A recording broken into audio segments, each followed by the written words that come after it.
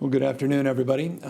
Today we wanted to talk a little bit with more detail and specificity about the issue of schools, the reopening of our schools. I come at this not academically, not as governor, but as a parent of 4 young children, different ages, different cohorts, different situations. One respect, different schools. We're having conversations that I know millions of Americans, millions of Californians in particular, are having. These conversations are trying. These conversations can at times be confusing.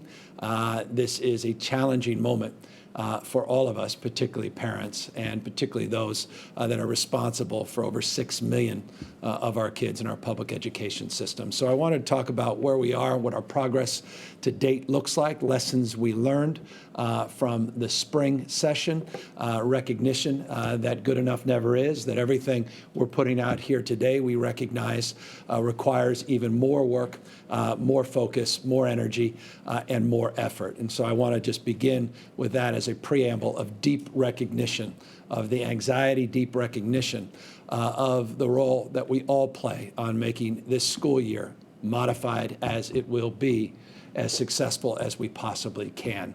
And I also am very mindful that every single child is unique, every single child is special, every single child has a unique expression. And that means that no two of us learn the same. And as a consequence, this conversation we'll have here today, a conversation where we're going to invite in a number of educational leaders to participate in this conversation, means something differently for each and every person watching. And I'm very, very cognizant of that.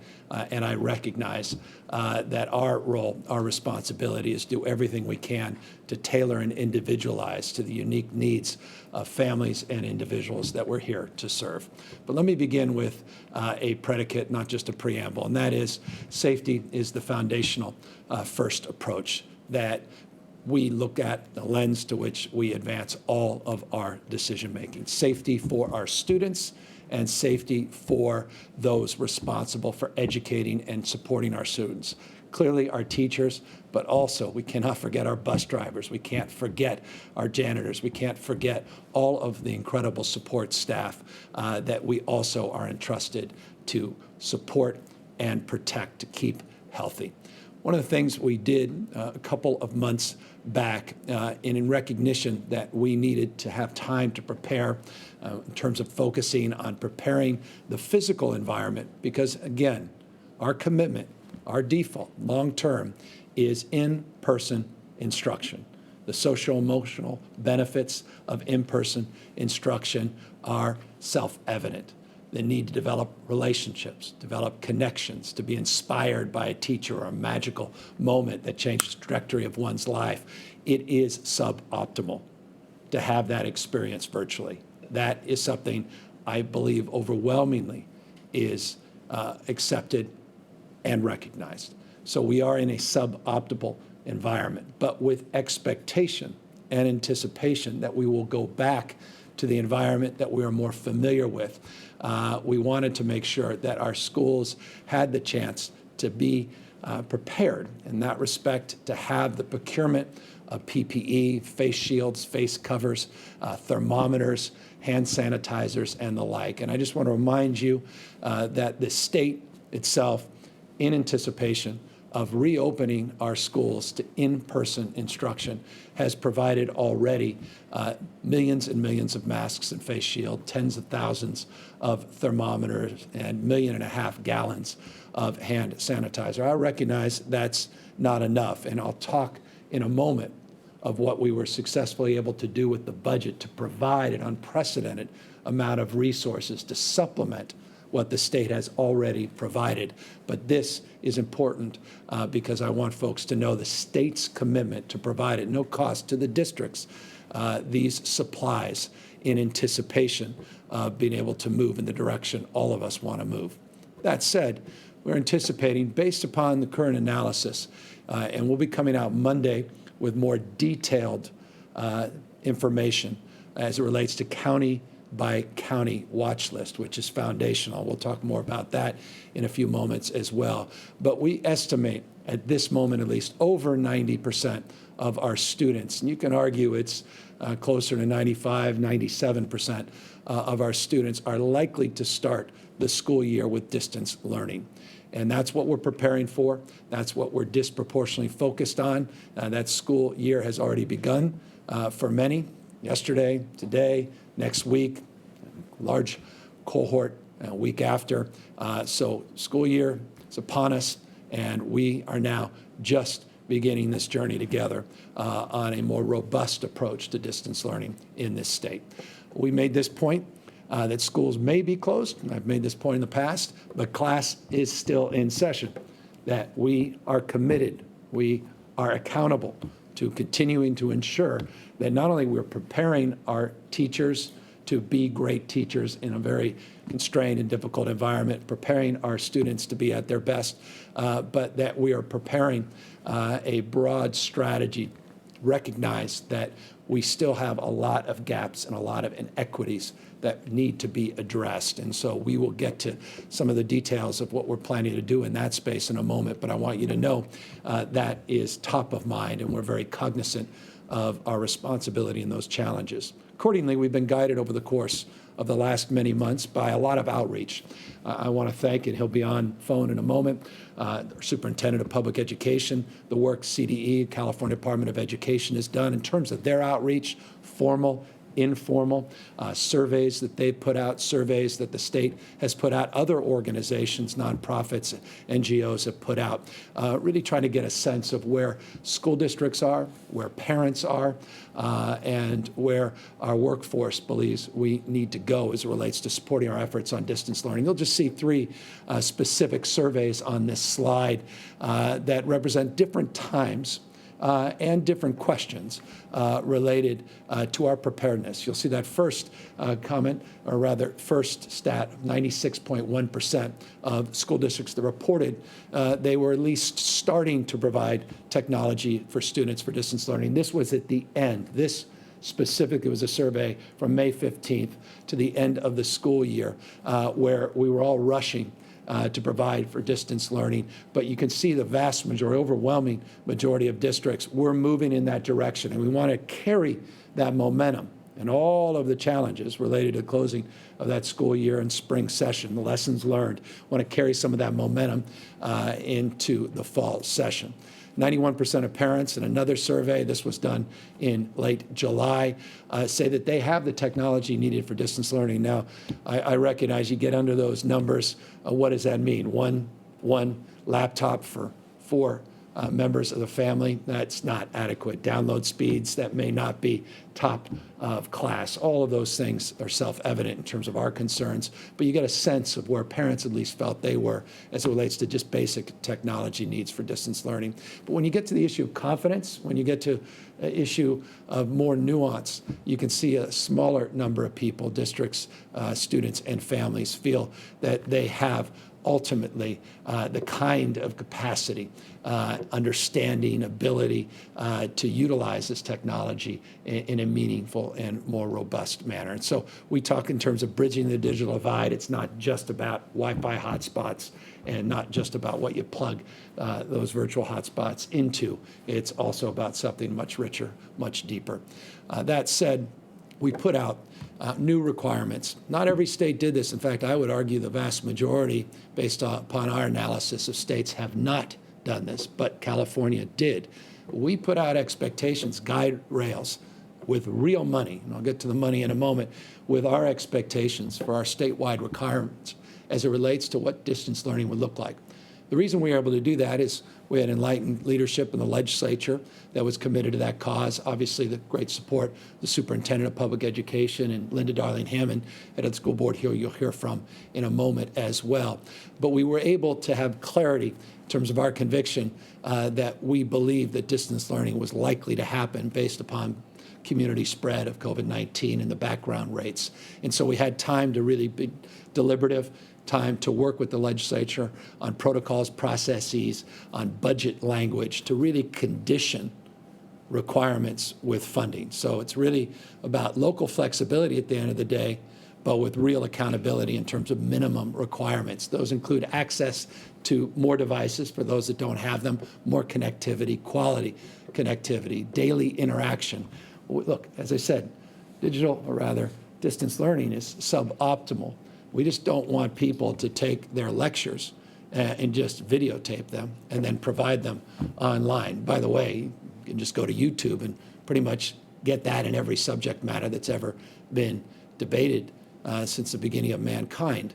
This has to be a much more interactive process where we want to bring our students into the screen truly engaged, peer-to-peer, not just with the interaction of a teacher. And so we want a more dynamic engagement to the extent possible through distance learning. We want as much individualized learning, particularly for students of special needs, which is foundational, as much as we can. And that's an area of obvious concern, and I'm going to talk about more of that in a moment.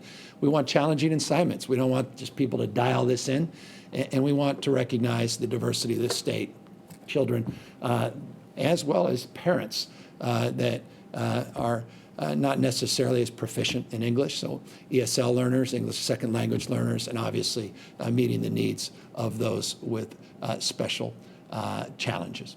That said, we have provided to date the access to at least devices and hotspots.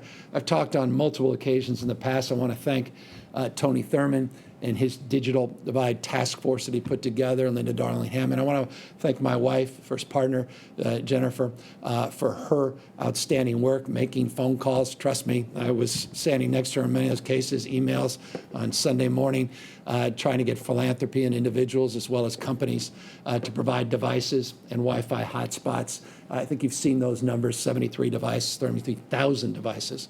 We were able to procure over 100,000 free Wi-Fi hotspots throughout the state of California.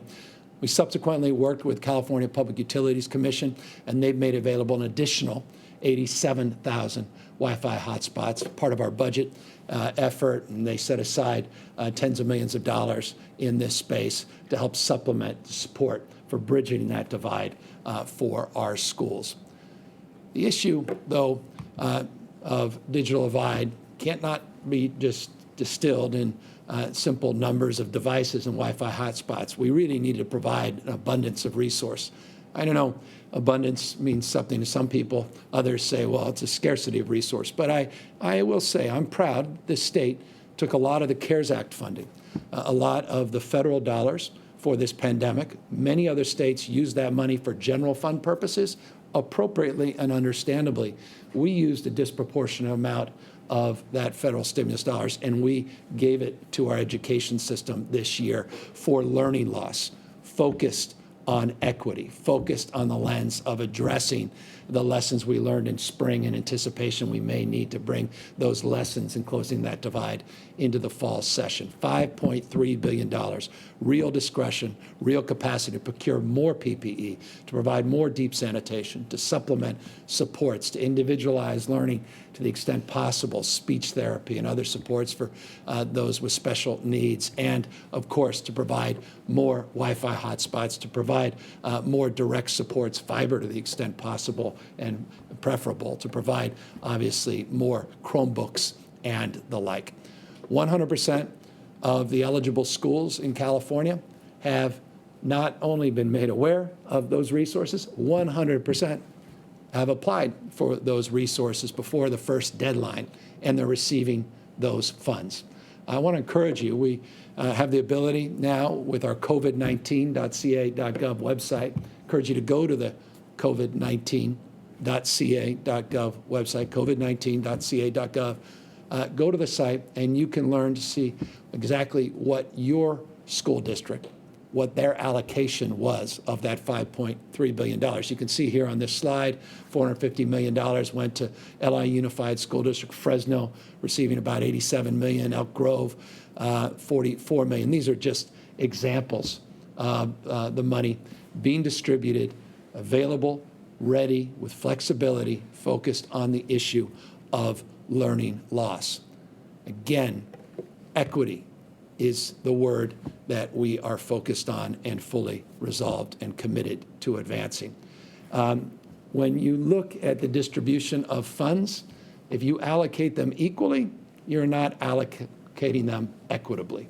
And as a consequence of that, we had a very robust debate with the legislature on how we thought best to utilize the CARES Act's funds. 81% of those funds, we landed on that number. We wanted to prioritize for this cohort of individuals: low-income students, students with disabilities, foster youth, homeless students, and those English language learners. I'm very proud of the work we did with the legislature, with the Superintendent of Public Education, Linda Darling-Hammond's outstanding work to guide us in this direction. And as has been said many times publicly, privately, Brentwood is very different than Inglewood.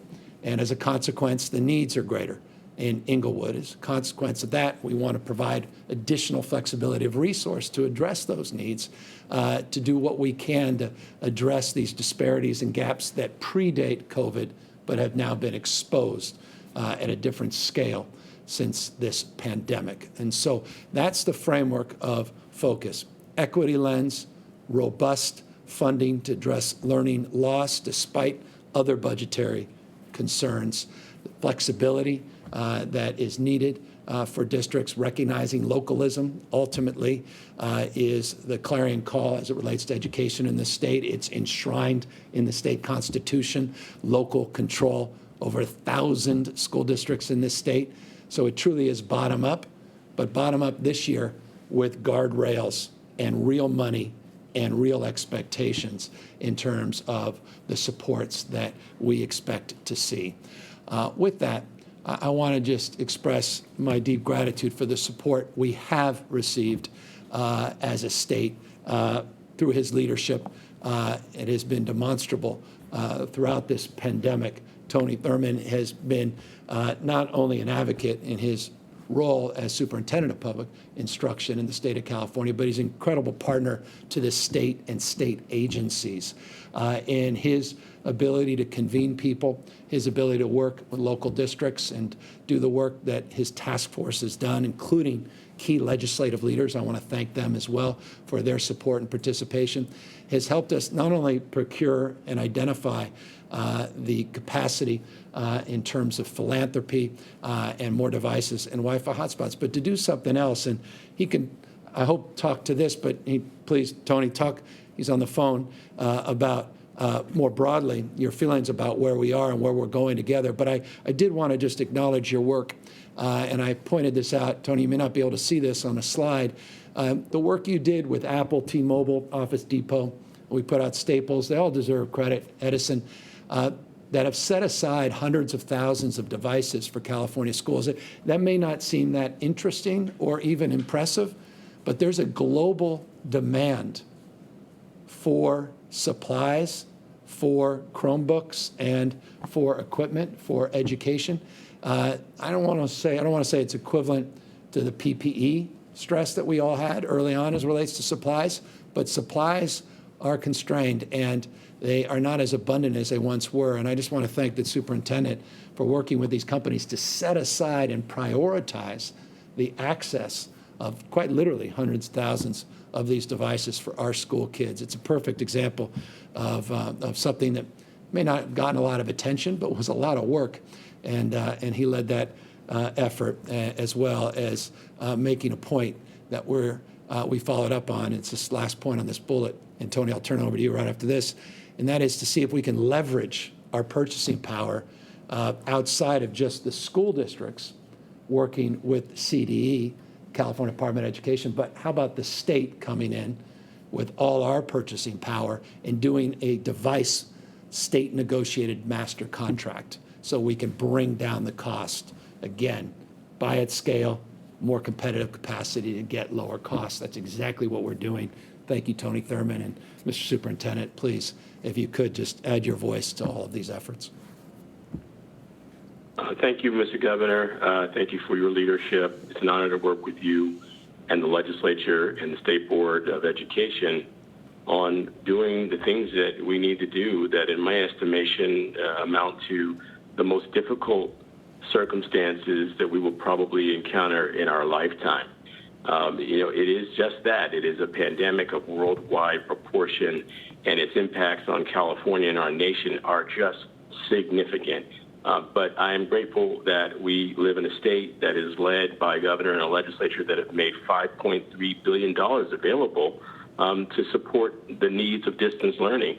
Let's face it, 97% of our schools or so are in distance learning, at least to start, as a way of being safe until we know if the conditions will change to allow what we know all of our students need, in-person instruction. But until we get there, we open in distance learning. We approach this with safety. It is so important to have had those resources. That $5.3 billion is just incredible. Thank you, Mr. Governor. Thank you to the members of the legislature.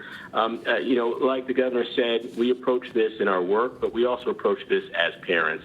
And I want to, I'm also a parent of California students. I just want to acknowledge first how difficult this is right now. And in spite of how difficult it is, everyone is leaning in. I mentioned our governor and legislative partners. I want to acknowledge students and parents, teachers, principals and superintendents.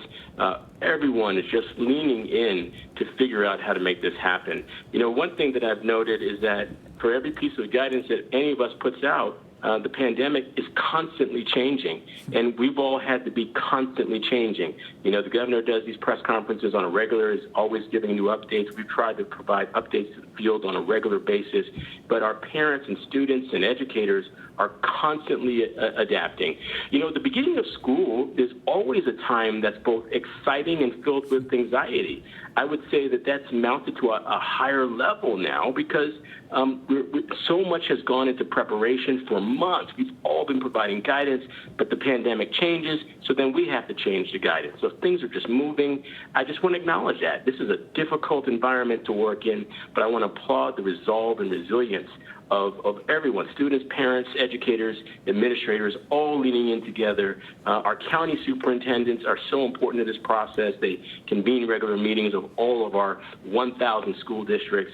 It has taken just that entire partnership to get where we are. And where are we? Schools have opened in some districts, and many are poised to open in just a few days. In many cases, the resources are there, and in some cases, we're still scrambling to get resources together. But we're all leaning in because we recognize that we can do more together. On the issue of devices, as the governor points out, is critical. We prefer to be in an environment where students have computing devices and connectivity. We've worked with Apple and T-Mobile to connect them directly to districts that are still looking for devices. For those districts, we want to remind you that you can use your learning loss mitigation funds to purchase those computing devices at a discounted rate. These devices are internet connected, and they also can work across all platforms, regardless of whatever platform the district uses.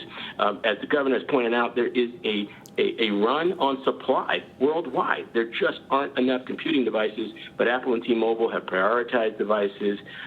Staples and Office Depot have prioritized the devices for our schools. Our team, Mary Nicely, in our office has really worked with our districts and our school associations to identify where the need is. A number of companies have come forward. I want to acknowledge PG&E, who's making a contribution to support some school districts that are in areas that have been underserved and need computing devices. We'll have more information to announce there. We know that there's been a digital divide, but our effort is to provide technology during the pandemic and to use the Digital Divide Task Force to once and for all close the digital divide. We're focused on the short-term needs, but also keeping our eyes on the long-term needs that we know that we have communities in residential and rural communities that do not have access to broadband. They don't have the infrastructure, and I know that there are proposals in the legislature to do so. As the governor says, we need federal support to support building that infrastructure. We need resources for our schools, and so that's where we all are. We're leaning in, and I like to say that we should just focus on the three buckets that I think are probably the most important in my estimation. One is safety. I appreciate that the Department of Public Health and the governor have given us a metric for when schools should be closed. That metric is really clear. If you're on the watch list, and you haven't been off for 14 days, that's a really clear metric, and I think that's important. I know there's still lots of questions about, how guidance is going to work for any waivers and things of that nature, and I think we're all, as a field, trying to work through those questions, but that's a really clear metric that I like to point to. Safety has to be our first priority. I think as we think about safety, we also have to think about the social, emotional learning needs of our students. And that distance learning mitigation fund that the governor talks about allows schools to get counseling resources. We've been working with school districts to maximize Medi-Cal dollars, and I've created a counseling coalition to help address the needs of our students. That's got to be our top priority. You're going to hear us talk a lot in the days and weeks about helping districts improve their family engagement work and providing more professional development for educators on how to do distance learning at a high level. Department of Education is going to be putting out more guidance. We work closely with the state board, with CTA, with a number of educator groups, with school districts to get input on what that guidance might look like, because we know that live instruction is important. We're not saying that kids need to be on computers all day, but we know that students do better when they see their teachers or their one-to-one aides in a live, a live instruction format. That's important to their social emotional well-being. We want that to be balanced. We know that educators are worried about the circumstances that they're headed into, and we want to be cautious. Again, safety, social emotional learning, and then we just have to continue to talk about learning. These circumstances are not ideal that students are returning to school in, but students continue to learn even under these conditions. And we've got to make that a priority and to make sure that we offset any learning gaps that may have resulted when we first moved into distance learning. We know that there were bumps, but I'm grateful that when we moved into distance learning, people put safety first. And there was no playbook to do this. We know that at times there were bumps. We're learning from that now, and we're using that learning to make sure that we guide the next round of distance learning in a way that is balanced, that is thoughtful, and that offsets any learning gaps, that prioritizes equity. And you've heard the governor talk today about resources that districts can use to balance out their distance learning with equity as a lens. These are clearly uncharted waters. These are times where we don't know all of the answers, but there are some things that we know. The governor says it all the time. Wear a face covering, and that'll help to keep us safe and flatten the curve. We can't control what coronavirus does, but we can control how we respond to it. We wear a face covering, we wash our hands, we maintain physical distance, we give ourselves a fighting chance to reduce and prevent infection across our communities and certainly in our schools. We stand committed to work closely with the governor, the Department of Public Health, the State Board of Education, the legislature on continuing to provide guidance to make sure that all of our students are served as well as they can be under these circumstances. Again, with a preference and focus on making sure that we do more to improve the delivery of special education, making sure we do more to support English learners, we do more to support those families who are loosely connected to schools. We want every school to have a hotline where parents can call. If they need help, don't ask them to email. We want them to have a hotline that they can call. We'll be reaching out to school districts to talk to them about how we create these kinds of family supportive, family engagement models. These are tough times, but as it relates to providing an education to our students, we've got to rise to that challenge. We can do more together for our 6 million students. I'm grateful for you, Governor. I'm grateful to our State Board President and our legislature, and to all of our students, parents, educators, administrators, and superintendents. Continue to be safe and well, and we stay tuned and available to answer questions today and at any point for our California education system. Tremendous. Thank you, Mr. Superintendent, and thank you for the spirit that brought you today to join us, but moreover, all the outstanding work you've done. I think what I hope everybody just heard, besides all the specifics and the good work the superintendent has been advancing, is a spirit of collaboration, a spirit of cooperation that doesn't exist in every state. Many states it does. But it's a wonderful thing when you have a superintendent and governor and legislative leaders, advocacy of all stripes working with the same goal in mind. And the superintendent was very honest and forthright, and none of us are naive of, the challenges that we experienced in closing out the school session last year, the challenges that we face with this ever-evolving pandemic, and the challenges of meeting the needs of the largest school system in the United States of America. And so we're open to argument. We're interested in evidence. We're not ideological about our approach or this endeavor, and we recognize the humility that needs to be behind all of these efforts. Some will do as designed and intended. Others will have unintended consequences that we need to own up to and address in real time. But we're condensing decades of conversations in just a few months. And in that spirit and in that light, I want to just pick up a little bit on what the superintendent just said as it relates to the work that we need to do more broadly to support and secure technology and access and address the digital divide for the state of California and for the future of our state, to support our parents, to support those teachers that may not need those supports for academic purposes, but need them for economic and other purposes. One of the reasons Tom Steyer agreed to co-chair our Economic and Jobs Recovery Task Force was his desire and his commitment to address the digital divide once and for all. He made a point, which was very resonant with me, is we've been talking about the digital divide for the vast majority of our lifetime. We want to move past this and have the digital divide in our rearview mirror. And while schools are foundational in those efforts, we also need to broaden this agenda. And so with that, I'm very pleased that Tom joined us here today. He's going to update you on the work of the task force, the work that he's done with internet service providers and others. And I'll talk in a moment about an executive order we're putting out today based upon his advocacy, based upon his leadership. Tom Steyer.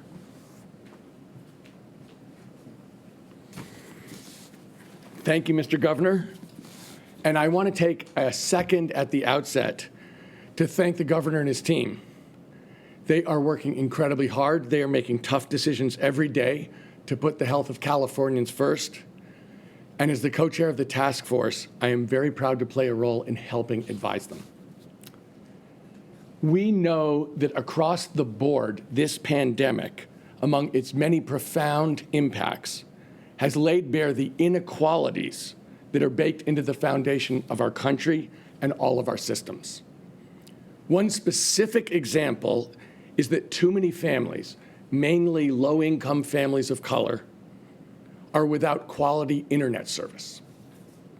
The task force, as the governor said, has been focused from its inception on collaborating to help close this digital divide.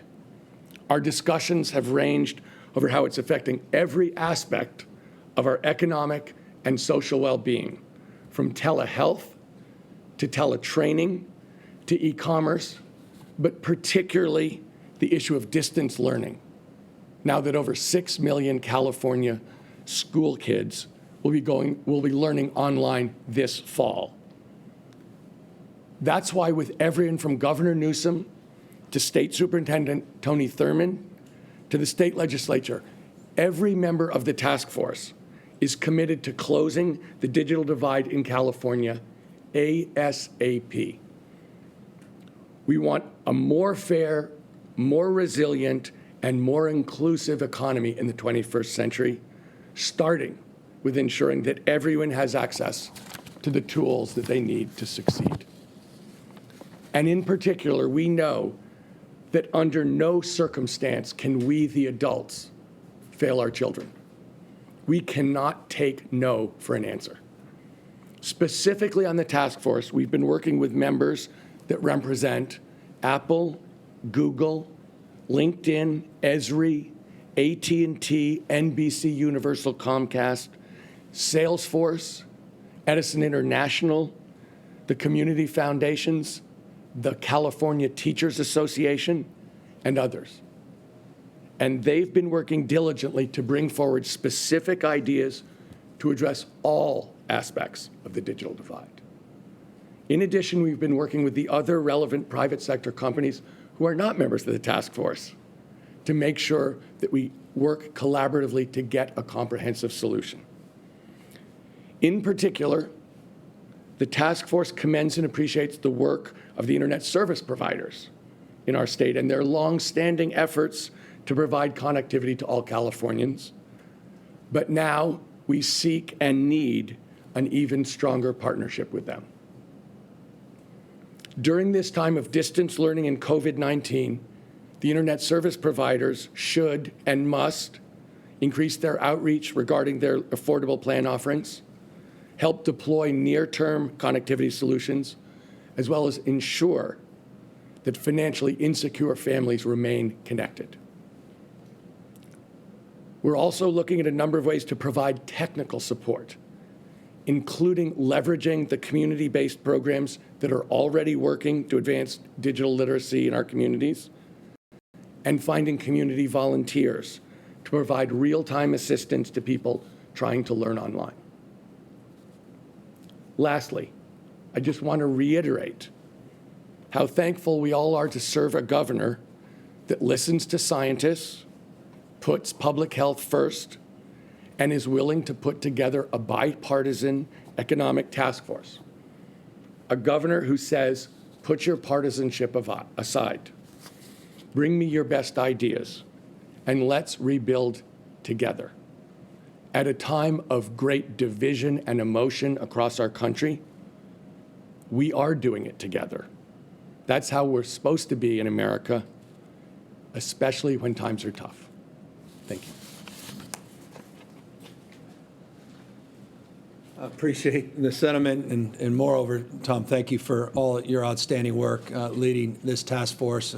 We were able just a couple days ago to lay out a lot of the things that you've already accomplished on that task force and a lot of the things that we'll be working with the legislature over the next few weeks to deliver.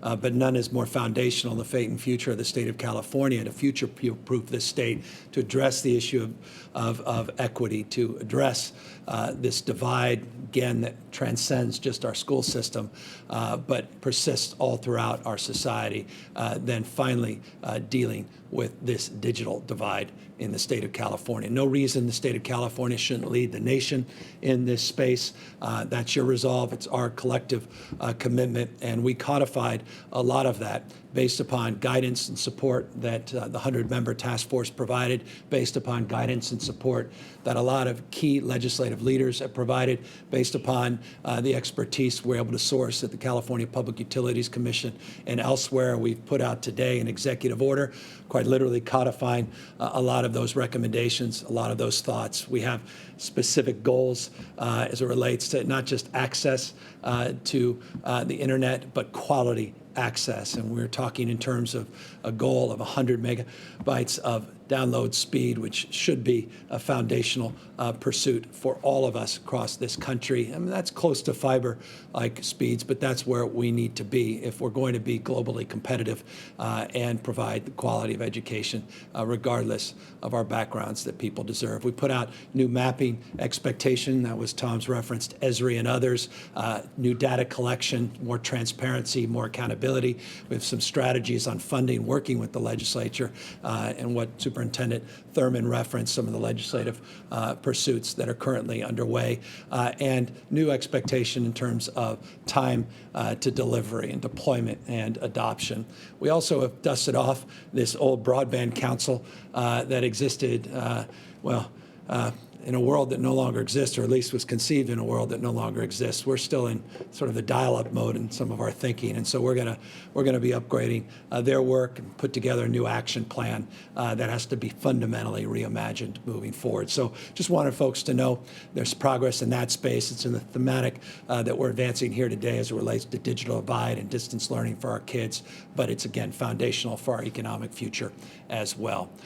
Speaking about our future, no one more committed to the future of this state than the leader, president of our school system in the state of California, Linda Darling Hammond. Many of you know her well in terms of her advocacy and support, particularly for people with special needs, the work she did at Stanford University in her own right, an NGO she leads internationally, not just nationally, connected to this cause and constantly providing leading edge thoughts and leading edge advice. We're just so blessed she took this formal role here in the state of California. But in that role, Linda has been working with local districts on the application, not of why we need to do distance learning, not what we need to do in terms of putting those guardrails in place, but how to deliver it from a bottom-up, not just top-down perspective. She wants to talk a little bit more about that work. And Linda, if you could just amplify the legitimate concerns we have as someone with my own learning disabilities, recognizing the challenges with two of my kids in that place, and the needs to help special needs students in the state of California. I'd love you as well just talk a little bit about that after you move forward with your broader presentation on the work you're doing at the local level. Glad to do that, and thanks, Governor, for all that you're doing to move this state forward in all the ways we've been talking about. I want to give us a small glimpse of what's happening in the field. How are our school systems stepping up in respect to all of the initiatives that we've just described? I checked in with school leaders in a number of large and small districts this week, and as the state superintendent said, educators in California really are leaning in, both on the quality of distance learning and the equity concerns that we have put front and center. We've come a long way since spring in figuring out how to do this work. When schools were physically closed in March, school districts scrambled to figure out how to purchase devices.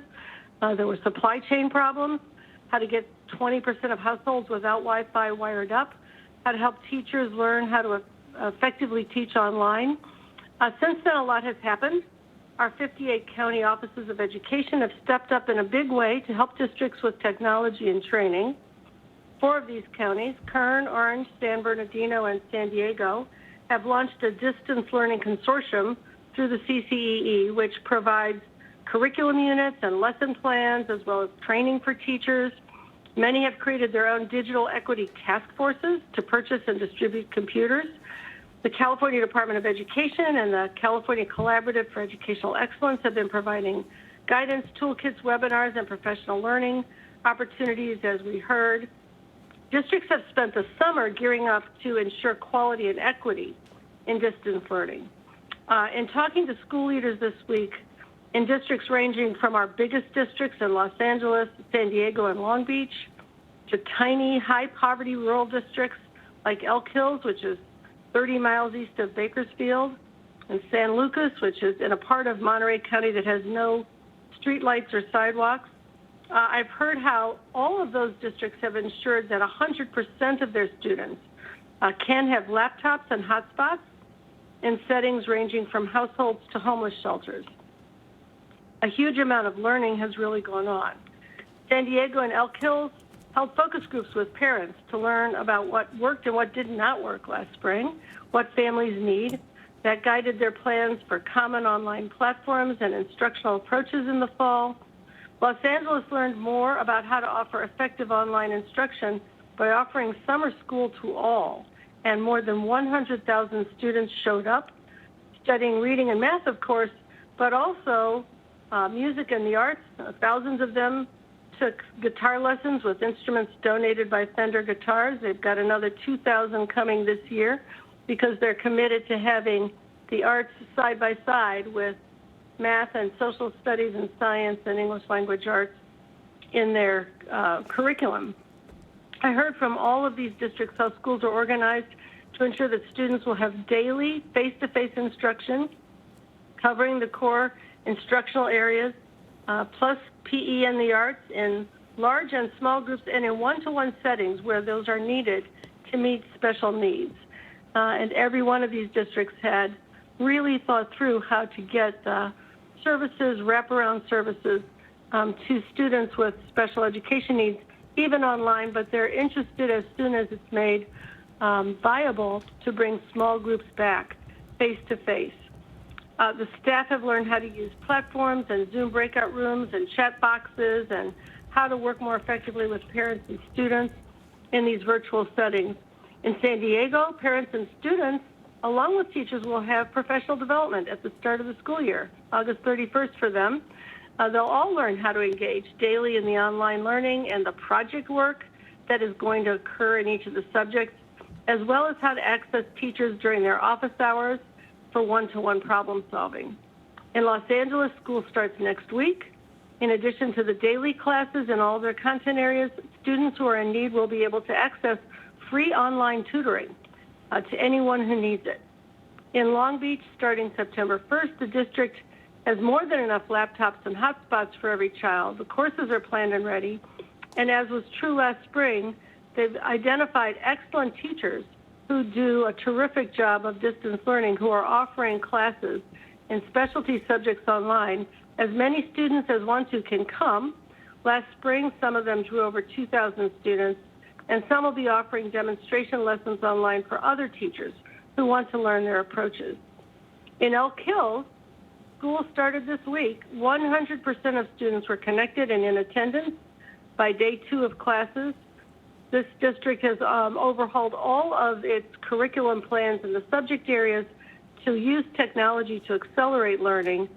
They've got social emotional learning leading off every day, and that's also common across these districts. And finally, in very rural San Lucas, every student has been provided with a new laptop and internet service, but as you and Tom Steyer and others were describing, Wi-Fi is still sometimes unreliable. So the district has prepared a plan B and a plan C. If the Wi-Fi fails, the students can call in to join the class and talk to the teacher. Students also have paper backups for backup if they can't get through online. Every week, the staff will convene to figure out how to reach any children who are not able to engage that week, including making socially distanced house calls. They've got a mobile science lab that will provide free brown bag science projects. Every week, they'll offer reasons to come to school, ranging from Music Mondays with dance videos to Travel Tuesdays with virtual field trips and Wacky Wednesdays with silly dress options and crazy hair days for online meetings with prizes from local organizations. So everyone is leaning in. The creativity that our educators are showing in addressing this moment and in keeping equity front and center in this work is encouraging. We'll certainly encounter more challenges, but California is learning how to do this work. And at the end of the process, if we continue to double down, when we go back to school in person, we're likely to have an entire school system, students and staff that are more technologically proficient, stronger connections between home and school because people have had to figure out how to do that, and more capacity to support learning progress than we had before. I'm glad to answer additional questions, particularly on the issue of meeting the needs of our English learners and special education students. I can say that in every case where I talked to school leaders, this was front of mind for them, and very creative approaches to trying to figure out how to use small Zoom breakout rooms for paraprofessionals to work with the students with special needs, one-on-one meetings with specialists, as well as with classroom teachers, and eagerness to get back to school in person. Right. And Linda, perhaps just, if I may, just because I think it's important, the guidelines we put out recently afford the ability for districts to make a determination for those with acute needs to allow in-person instruction, even with the broader guidelines we put out. Maybe you can just amplify that. I know there's additional work being done in that space, but as a foundational principle, that is one that we have advanced through your leadership, Tony Thurman's leadership. Yeah, and we, many districts are prepared to offer small group settings, even while schools are closed, in the way that child care settings are allowed to operate, with all of the rules that you reviewed for us earlier, to be able to bring back in person those students whose needs are difficult to meet online and are much better met in person. We are working through guidance with the California Department of Public Health that should be released this coming week, that will allow school districts, in collaboration and consultation with their local public health department, to convene these small groups of students. in safe ways that allow their needs to be met in person.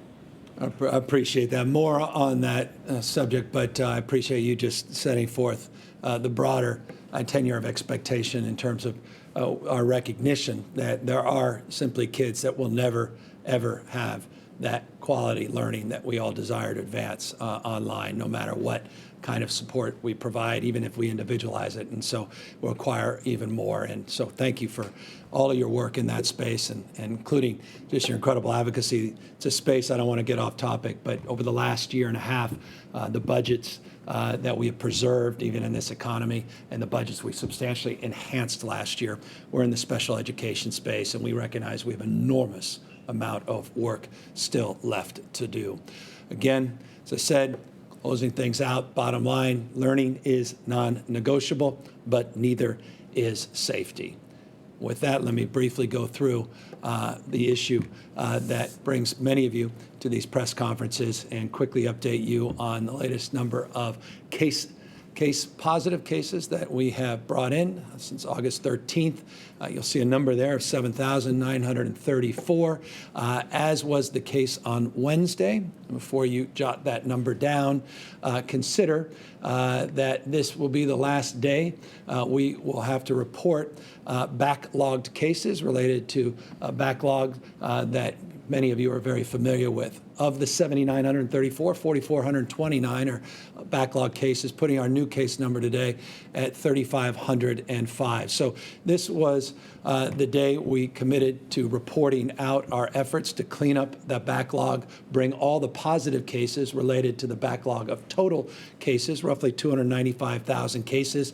A lot of those will be deduplicated, and roughly 20,000 positives in that cohort. On Monday, we're going to break down by county a detailed list so people will have, with clarity and precision, every single number, again, on the county-by-county basis. But this completes our efforts, 100% of our efforts to address the backlog, to update our case numbers, and that's exactly what we're doing here on this slide and on this slide. Our positivity rate now in the state of California averaging 137,000 tests a day. And I'll repeat that. We're averaging 137,000 tests a day, 188,000 a few days back, 111,000 that came in yesterday.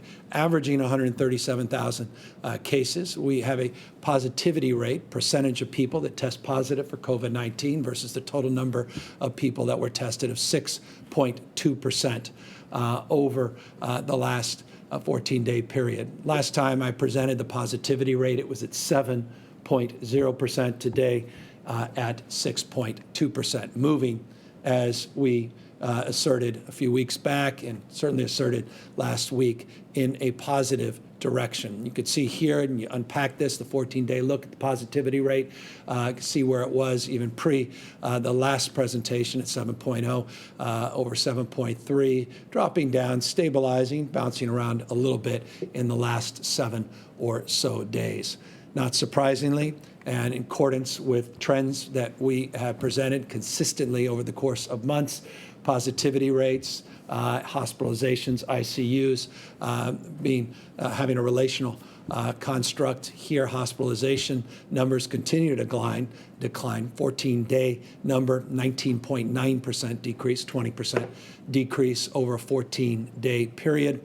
That's an encouraging sign. I remind you, as I always do, this is the total number in the aggregate. None of us live in the aggregate. Each and every one of you lives somewhere, to the extent you're watching this within the state of California, somewhere in the state. Hospitalization numbers may vary, may be very different in terms of outlook and concerns for you. That's why we have a county monitoring list, reminding you the state's population is larger than 21 state populations combined. But in the aggregate, the state of California has experienced a roughly 20% decrease in hospitalization patients that have identified COVID-19 in the last 14 days.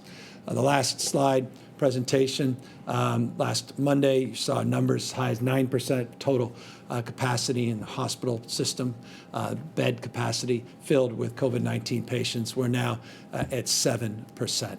ICU admissions down some 14.3%, roughly 14%. basically tracking where hospitalizations are. That's an encouraging sign.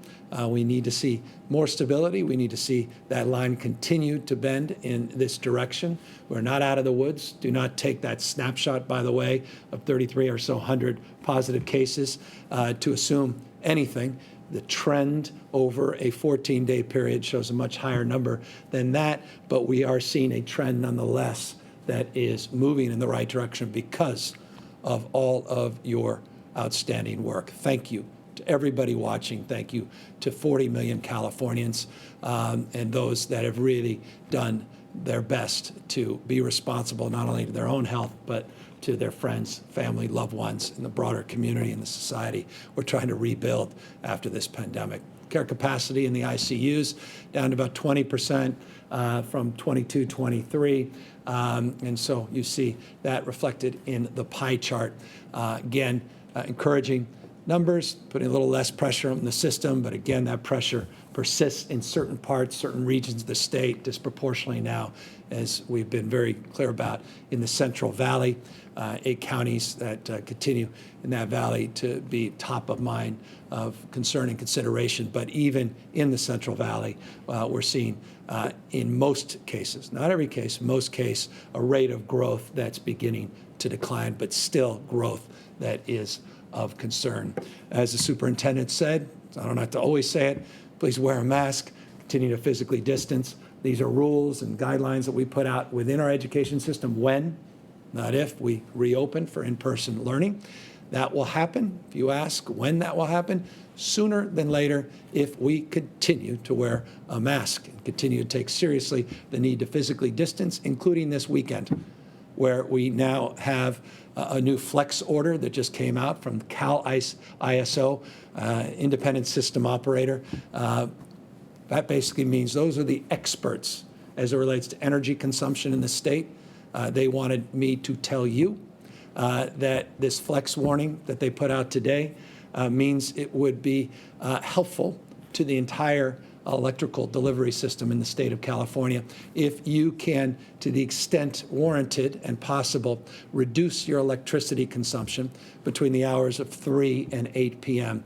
We're seeing triple-digit temperatures. I think I read they're anticipating Death Valley temperatures to go to a record of 127 degrees. That's in our state.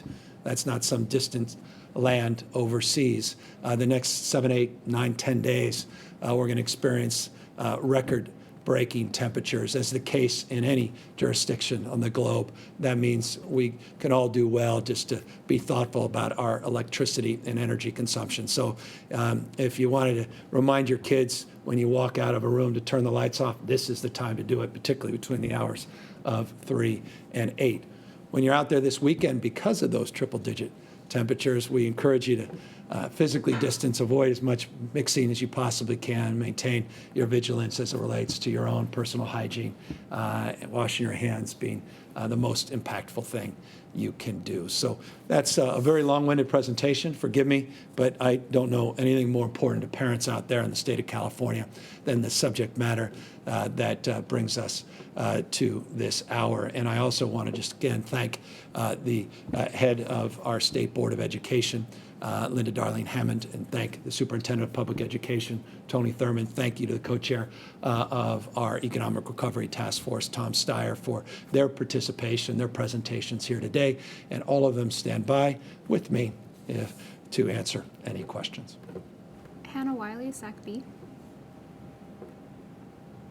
Hi, Governor. Thanks for taking questions. Pivoting a little bit here, the Ninth Circuit Court of Appeals today struck down the 2016 law banning possession of high-capacity firearm magazines. So my question is, do you plan to take action? Will California respond to this? And what's the next step moving forward on California's part? Well, I'm very proud of working to lead that effort, also working with legislative leaders, Governor Brown, others that were instrumental in advancing that collective cause. California's leadership as it relates to gun safety, second to none in this nation. I'll remind everybody, a gun, respectfully, has never killed anybody unless the gun is used as a blunt instrument. The gun requires a dangerous and deadly component, and that is a bullet. ammunition. It's a rather interesting fact in this state for over a quarter century. Not in this country, however.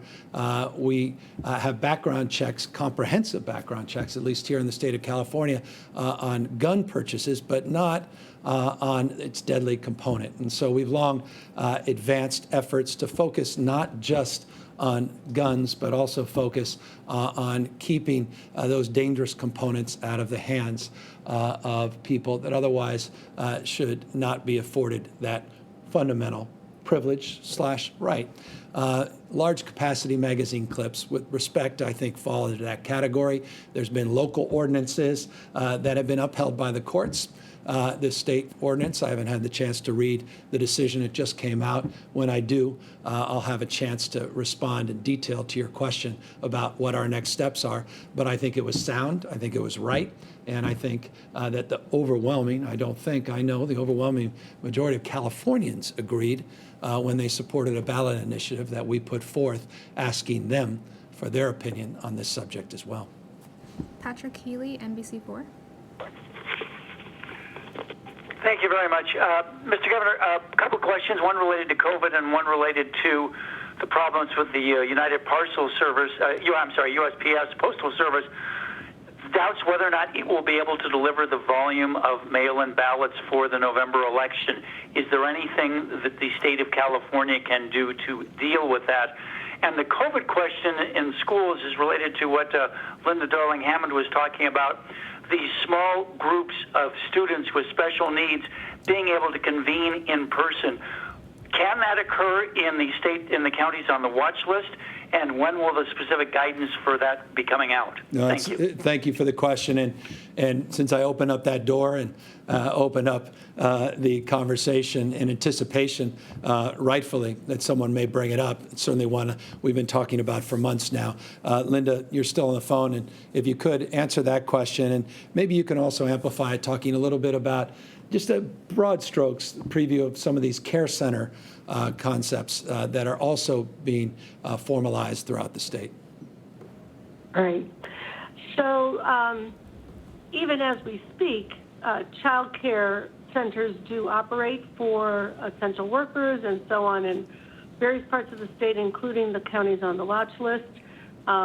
Those guidelines that have been created can be developed further for a similar kind of convening in school districts that are on the watch list, counties that are on the watch list, to convene very small groups that are in small cohorts that do not interact with other cohorts, that are able to work with staff, on particular kinds of learning, that would be in counties that are on the watch list that have where the framework for the provision of those services, meets a whole set of guidelines.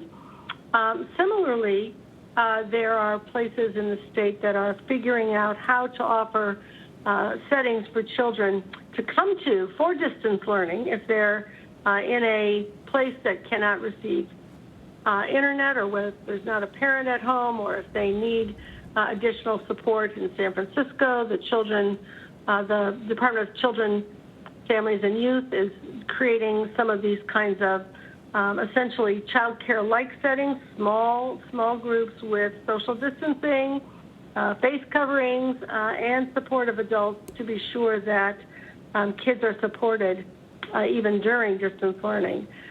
So that, as I said, is something that's being worked through in terms of the guidelines, and will be available probably within the week for consideration by school districts.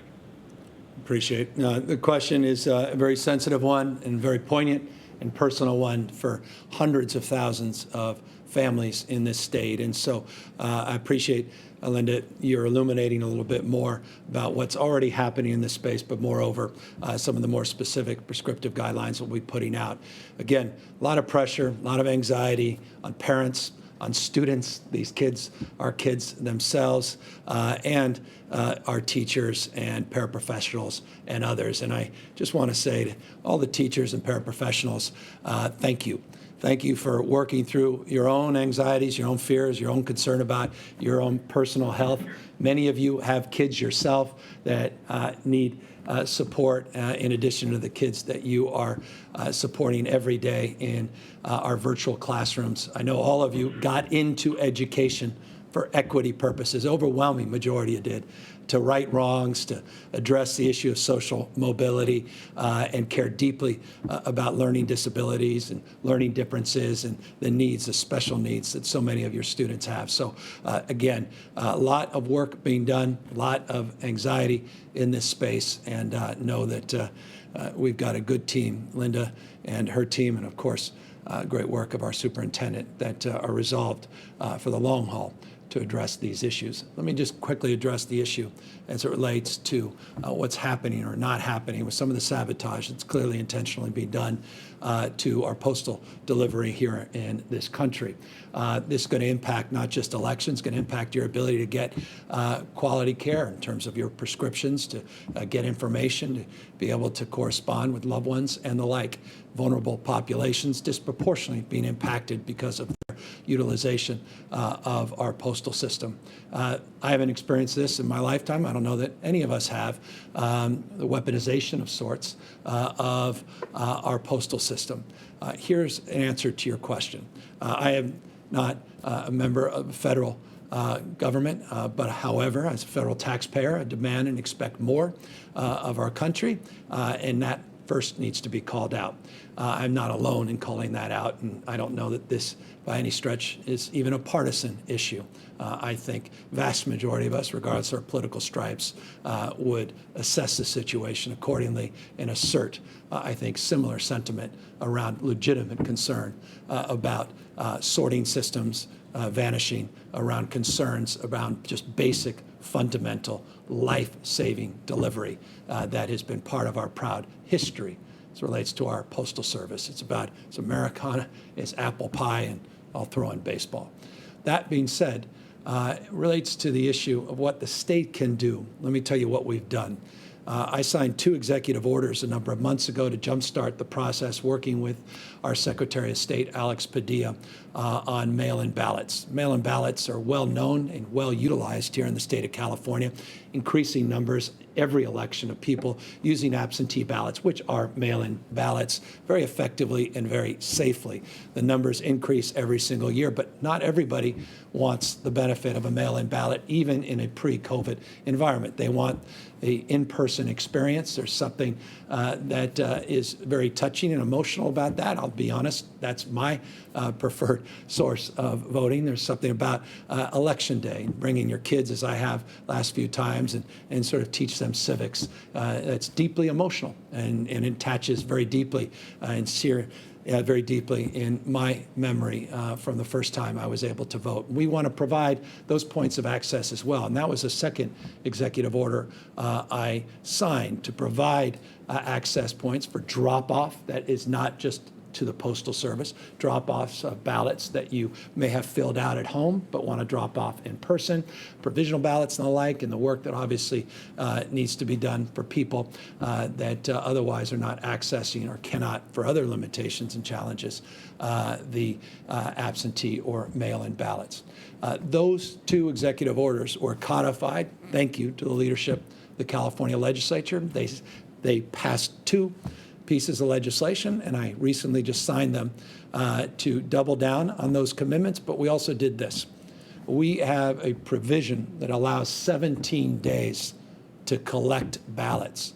If it's postmarked, we will give the ability for our registrars to get those things collected and, moreover, certified, but over a 17-day period. We thought that was important with all the uncertainty of COVID.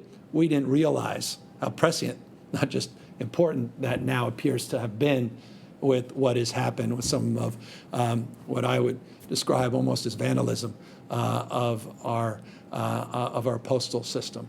And so I hope this is a temporary moment. I hope cooler heads will prevail. I hope Congress will work with the president to address his concerns and work together to build this into the next stimulus package, put aside our differences. I expect and believe that will happen. I say not just as an optimist, but I think as a pragmatist as well. It's in everyone's interest that this get resolved, but in California's interest, we have a 17-day window if indeed there are delays. Hey, Governor Newsom, thanks as always for giving us some time. We've asked you about this before, but there are now 2 wealth tax proposals for the legislature pushed in particular by teacher unions who say they're going to need that money to be able to reopen safely. They've made clear that this is going to be one for next year, so I think we can count on that being at the top of the agenda for them. Is that a proposal that you would be potentially willing to entertain, the idea of some